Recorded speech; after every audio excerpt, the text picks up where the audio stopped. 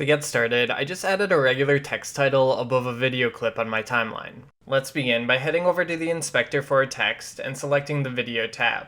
Position the time marker at the start of your text clip. Click the keyframe diamond next to zoom to create a starting keyframe. Change the zoom's value to 0. And I'm just going to click this little diamond down here to see my keyframes on my text clip as I animate.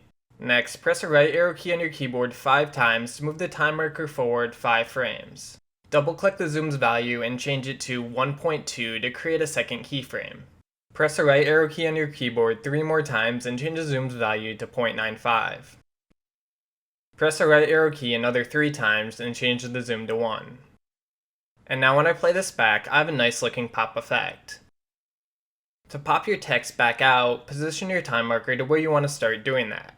Click the keyframe diamond next to zoom to create a keyframe at the zoom's current position. Then press the right arrow key 3 times and change the zoom to 0.95.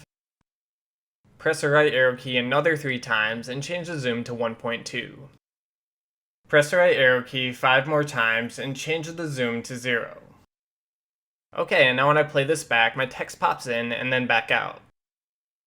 Alright, and that's it for this tutorial. Thanks for watching and see you next time.